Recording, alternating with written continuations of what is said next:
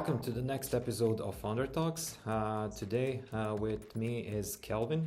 He's the founder and CEO of Staying Bee. Welcome, Kelvin. Thank you, Adi. Really nice to be here. Awesome, likewise. Before we start, I would like to ask you to share maybe briefly about who you are and what does Staying Bee does. Happy to. Yeah. Hi, everyone. My name is Kelvin. I'm originally from Nigeria, but I'm currently based in Finland. Been living in here now for, I think, over 8 years plus. I do have background in software, but then I've been doing marketing, comms, and product for the past almost a decade now. So I'm more like a product person. Uh, I do love traveling a lot. It's like one of my biggest hobby or passion, which is also how Staying Big came about. But apart from traveling, I'm part of a lot of big communities like ISEC, Startup Grind, even the Google Developer Group, and a few other smaller communities that I've always been part of at some point in my life or the other, either during school or even after I've finished with school. So one thing always occurred to me with these communities, right? They usually travel quite a lot. Like ISEC, for example, we go to a lot of conferences, exchange, traveling, and just exploring people's culture and food and cities and stuff. So I always find myself in one new country, one new city at some point, or the other. I've been to 40 plus countries now, Nice. thanks to ISEC and the whole mindset of exploring culture, is exchanging ideas and belief with people and getting to experience, other people's way of life. That's where the whole idea of staying became. On the other hand, I mean, of course, there are platforms like Airbnb and Couchsurfing and the rest, but the whole concept about staying bee is to connect people who already share something in common. So when you look at traditional platforms like Airbnb, Couchsurfing, even maybe dating apps and other kind of platforms, they are literally connecting random strangers who have little to nothing in common. So we're not trying to reinvent the wheel, but we all want to bring together people who already share something in common, right? And these people believe that they are already part of some sort of community like ISEC, so they are all over the place. So we want to like bring them together in a platform and want to help them make use of some tools that we're going to build. So starting with Stayingbee, which is an accommodation sharing platform for these communities, we thought, well, if these communities travel quite a lot, why use Airbnb and stay with Mm-hmm. random strangers when they could literally stay with each other, save money on costs, sometimes even travel for free, but more importantly, have this human connection that I feel like travel has been lacking Mm-hmm. for such a long time. Because I don't remember when last I used Airbnb or hotel and I met someone Yeah. or I engage with the host, or I Mm-hmm. just know who I'm staying with. It was more like a very transactional like process, You check in, you check out, you pay, you go do your own thing, right? Whereas with communities like ISEC, JCI, Rotary, you have people almost everywhere in the world, Mm-hmm. but there's no way to activate them. So what we want to help you do with Staying Bee is to keep you engaged with your community, even after you've left this community in university, Mm-hmm. but you are still part of it. So we want to engage you. So as a product, the concept is pretty much connecting travelers and hosts based on shared interests, shared values, and some sort of community ties. And we are starting this with close like communities like ISEC, global shapers, startup community, Mm-hmm. and then expanding that into maybe interest-based, hobby-based kind of communities. Awesome. I love that. Like now that you said it, like for last couple of the trips that I had through, I don't know, Booking or Airbnb, I haven't even met the host. Like it was like just transactional, like you type the code, you get the key, you enter, and that's it. So I like how you differentiated from that process. Like you're focusing more on the getting like that social aspect of the traveling and that whole experience. Like it does do a mile, like even when I go to the new city, like I don't know where to eat, like what is the good place to eat, what is a good place to do that, etc. And you don't really believe those reviews anymore, so it's not like you can open up your phone. I like to talk to someone and where is a good chicken that I can eat here, or a good hamburger, or whatever, you know. So that's pretty cool, man. Mhm. I love that. Yeah, Uh, yeah. I mean, it's something that you can't fake. It's either you have somebody that will guide you through, or you trust something that somebody has written online, which, like you said, some reviews you can trust, but I realize that most of my trips have a lot more to do with people that I meet, right? For example, mhm, now I'm in Poland.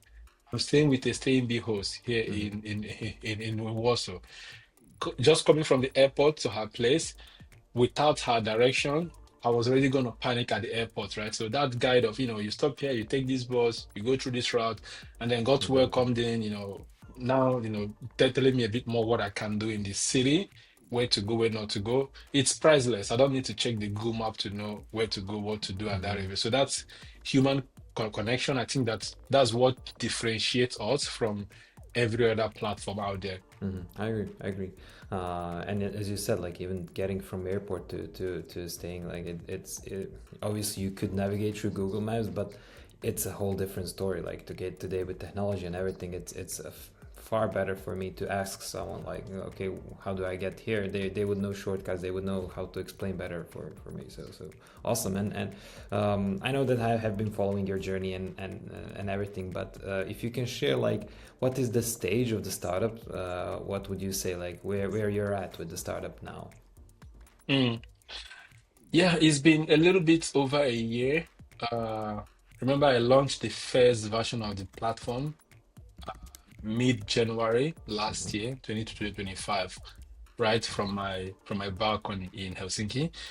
And then since then, it's kind of, taking a different turn. Now we have, I think, over 10 communities active on the nice. platform. We have a little bit over 15,000 users now from around maybe 120 plus countries.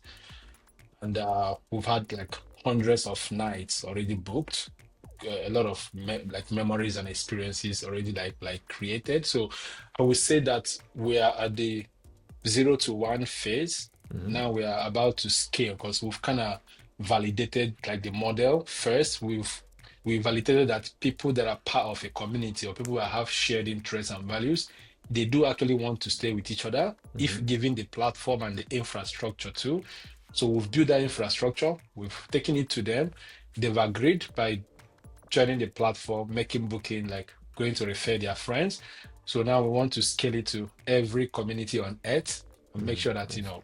whenever they decide to travel, they have this option of, do I want to stay with like random like strangers in Airbnb, or do I want to pay a high price and stay by myself in a hotel?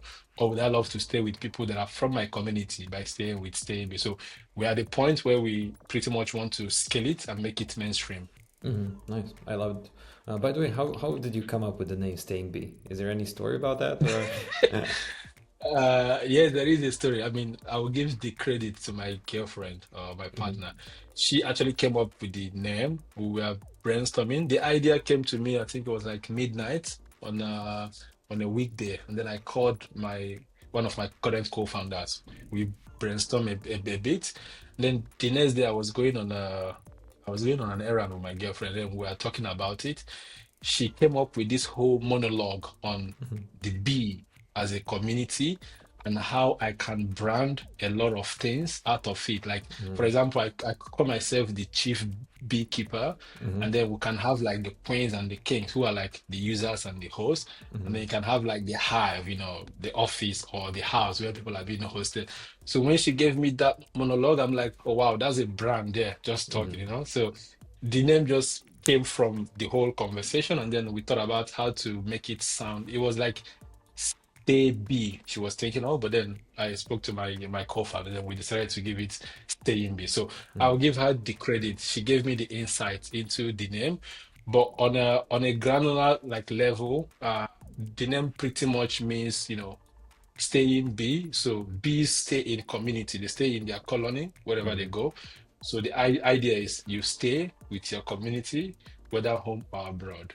I love it. I love it, man. And the colors are also awesome. Like with the bees and everything, I like the colors. So she did part of the branding as well of the color schemes and everything. Nice. I love it. Yeah, He awesome. did actually. I mean, yellow is her favorite color as well. So Yeah. when my co-founder did the whole design and stuff, I think some of the inspiration came from the conversation. So to some extent, the brand kind of represents her because Hmm. everything about it somehow like came from her. Nice, awesome, awesome, great. Um, what do you think, like so far? Okay, you have gone through that path of kind of validating the idea, validating the problem and solution. You came to one, so now you're basically on the way to scale up and scale the product, right? uh, from your journey, based on everything that you've been through so far with staying bee, what is the biggest challenge that you have faced? What do you feel? What do you think? Like, what was the biggest challenge now when you see retrospectively your journey of the last year? What is the biggest challenge that you have faced so far? Mm. I think the I mean the one that we are still constantly like facing is actually to understand if what we're building matches the expectation that we're giving to it, right? Because on one hand, we want to build something like globally scalable that can affect millions of users and being used. But then on the other hand, we also being faced with the reality that it might just be for a subset of people, right? Mm-hmm. So always going back to the drawing board, talking to the users, understanding how this is affecting their life, what they're using it for, and how they get to use it, right? We did build Staying for close communities like ISEC, JCI, Erasmus, and the rest. But then along the line, we got thousands of people that joined the platform, but they were not part of any of these communities. So they kind of love the concept, but they don't belong to the group we originally built it for. Mm-hmm. So we need to like not pivot, but we need to expand our audience. So we launch our own internal community, which Mm-hmm. if you're not part of any close communities, you believe in our values that travel should be personal, more affordable, and easily accessible, then you can join. And then you do identity verification, fill up our uh, persona where we get to know who you are and match you to host. So that became a way of us providing for others that might not be part of that community. So I think for me, the biggest challenge is the constant iteration of the product. Like, I don't think we ever arrived, Mm-hmm. and I don't think we will ever arrive. Like once we do that, I think we'll also start going down. Mm-hmm. So every day is always a new challenge on not just what to build, but how to serve the customers we are serving in a way that they are happy, but in a way that we could also expand our market Mm-hmm. to a broader market, because it's dangerous to try to serve the whole world on day one, but you want to serve 10 customers from day one, you make them happy, you expand that 10 to first 1,000, 1 million. So you literally expand your term, right? Mm-hmm. So, but understanding that first set of people and knowing that this is not the limit, this is just the beginning, to understand how to serve them and gradually adding more to that has been a hassle, because we did start with ISEC as a community. ISEC is huge, maybe 2, 3 million plus Mm-hmm. ISECers and alumni. But that's not the kind of product we want to build. We want to build a product that 1 billion people can use at some point, right? So there's already a cap in Mm-hmm. ISEC, and we can't even get 100% of that market. But we did start with ISEC, and we're okay, just focusing on, okay, let's do this for ISEC and see. Mm-hmm. But eventually, we started getting inbound from other communities. Hey, we would love to use this platform. It makes sense. It's for close communities, right? Mm-hmm. Like ISEC. I mean, we are like ISEC, but for exchange students, or for this one. Like, can you make it for us? At that time, we already have our core functionalities. It's working. We are trying to grow and expand it into ISEC. So at that Mm-hmm. point, we're like, well, while we are growing in ISEC, we could also start growing in other communities. So that's the point where we started expanding to more communities. And that challenge, it doesn't end. After we get to a community, we realize how small they are. I mean, they are our market. It does make sense. But trying to expand our offering to reach a lot more people, especially those that travel like quite a lot, has kept us on our toes from day one, maybe Mm-hmm. until we exit the company. I don't think that's gonna go away. Nice. I like that. Yeah. It also like how you described like opening up the markets and going into different markets and different groups. It reminded me of Facebook, like I remember it was a long time ago, but when how Facebook started like with universities and everything, and then they expanded, etc. And they went to the point they came to the point that they don't have any more potential users because they can reach everyone that has internet, you know, like, and they wanted, how they wanted to expand, they had projects to get internet to poor countries, or countries that don't have access to the internet, and have them somehow online so they can expand their user base. So it kind of, you know, like when you want to expand your user base to some other groups, you need to think outside of the box. You know, it's not same like, okay, you have ISA group, but now if you want to expand to other markets or other groups, it changes how you think. You need to change how you think, how to approach those users, and it's people don't understand. It's really tough to enter those different groups, right? It is. It is. I mean, you just have to keep innovating Mm, and keep looking for ways to expand what you have instead of starting with a big market and not really understanding what to build and what the user wants. You start very small, as small as it gets. You know, I think it was Brent Chesky that said instead of trying to make 100 million or 1,000 people like you, just make 100 love you so much that they go about telling the rest of mm, the people about you. Once you can achieve that little fraction of people like loving you, scaling becomes a little bit inevitable, but also easier. So it's good to go from ground up than going from top. Like once you're at the top, like who are you even building for? What's your mm. main feature? What drives, what moves the needle? What's bringing the revenue? So it gets difficult to understand at that scale. Yeah, definitely. Like you know, like founders mostly when they start, they say, okay, I want to impact 6 billion people. You know, like everyone. But honestly, startups or products that do that from the start are really rare. Take for ChatGPT, for example. It was, but it's one in a million. You know, like you have much better chances if you start with niche audience and then expand gradually. As we go. Mhm. So fully agree, fully on board with that. What do you think? Like, if I'm going to talk with next founder, what is the key lesson from your journey? Like, some of them are not going, they're still at that 0 to 1. They're still in that journey. What do you think? What is the biggest lesson that you had, or advice that you would share to them? Mm. I mean, two came to mind, or maybe three. The first one is that I mean, startup takes way longer time than we think. So if you think that you're gonna make it in 2 years, just plan for 5 years. When I say plan, I mean runway. Mm-hmm. Because the biggest issue with startups is they run out of money and they die. And most times just because everything takes 2 times, 3 times, even 5 times longer Mm-hmm. than the time that we planned for it. I don't know if it's because building a startup is so hard or it's just because that's how the process is. But understanding this would help you, save up and have like extended like runway. If it happens earlier than you thought, even like better. But Mm-hmm. you don't want to run out of money in the middle. Then the second point would be around investment. Like I've seen a lot of startups building for investors.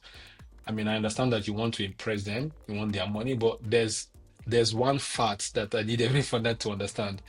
The investors are not your customers, so don't stop listening to them. Stop getting advice from them. They don't know, Mm-hmm. they don't like the market better than your investors, most probably, unless you are building a CRM for investors or something in Mm-hmm. their domain where they understand more.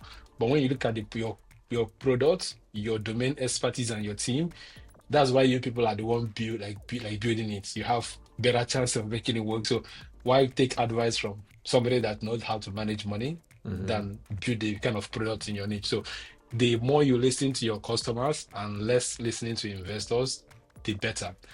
And then I mean the last one would be around the whole dynamics on building. Back in the days, technology used to be the moat, the platform, the technology, whatever you've built is the moat.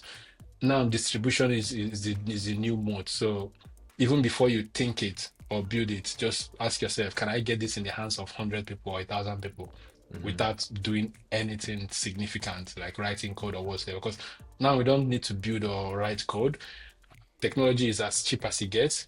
If people build like way faster than before, which means the competition is as high as it gets. Mm-hmm. So the people that are going to win are the people that are going to find ways to distribute the products early enough before even getting into the building phase. I like that. I like that.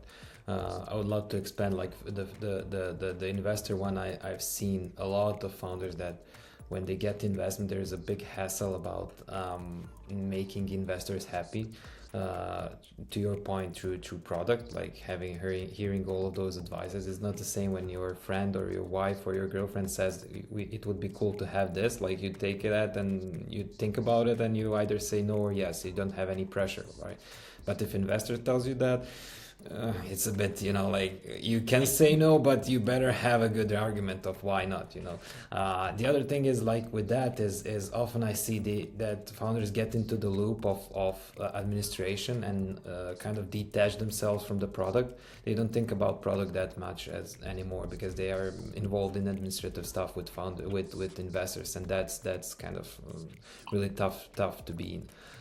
And to your point on your third advice, it's I've seen big VCs making shift in the last couple of years towards media companies. Like they are saying that they are investing in media companies rather than startups. And they first assess the network that you have. Like if you approach me like and I'm an investor, I'm going to first look at your network, see how many people you can reach. And then I don't care about the product at this stage. I don't just care about your network and how many people you can reach. If I assess that you can reach significant amount of potential users, at that point we can start talking about product, and then the product is going to be changed. Like if you tell me I want to create a cup for coffee, I'm going to assess based on your network. Maybe we are better off building I don't know, teapots or whatever. So it's a whole different shift in distribution as well, as you said. So I like all of them, especially those two advices. I think that's super helpful for founders. Awesome. Yeah. Okay, before we end, do you have any question that you would like me to ask next founder when I have a founder talks with them?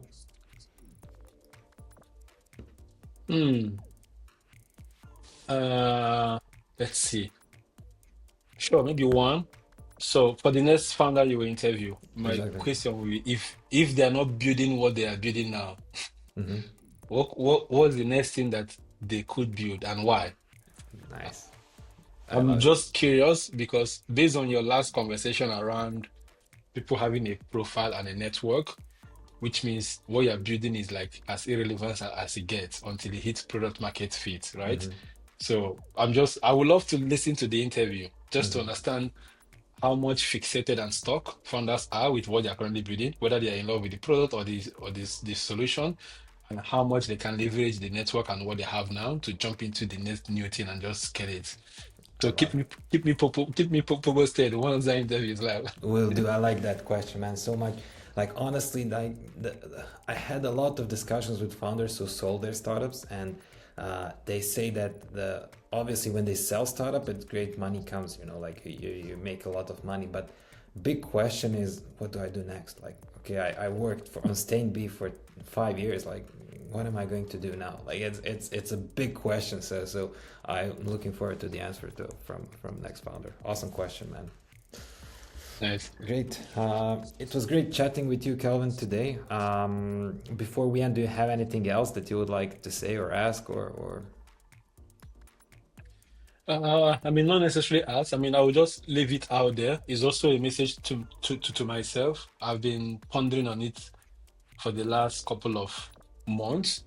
Uh, we as founders, we do associate ourselves with the identity, Mhm. being a founder.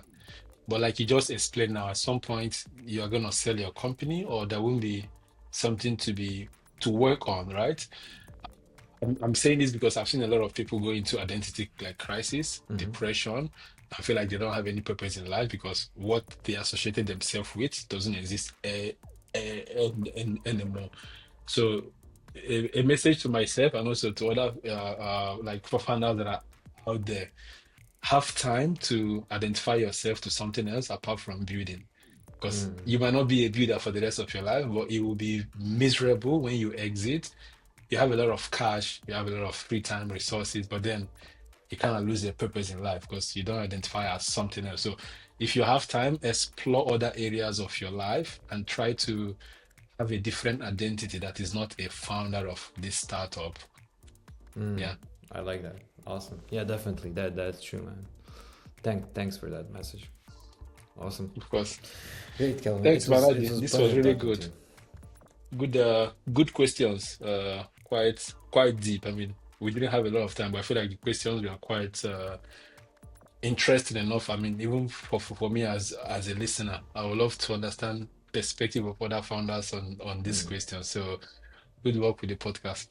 Awesome. Thanks, man. Thanks. Great answers. And yeah, for everyone listening. So, as you heard, Kelvin says he's he went through 1 to 1, 0 to 1, right? So he is in scaling phase. If there is anyone who would like to reach out to Kelvin or discuss next steps about staying B, feel free to reach out to Kelvin. You know where to find him, right? Awesome. Yep. Thanks, Kelvin. Awesome. Thanks, man. Appreciate it. Have a nice day. Cheers. Likewise. Bye bye.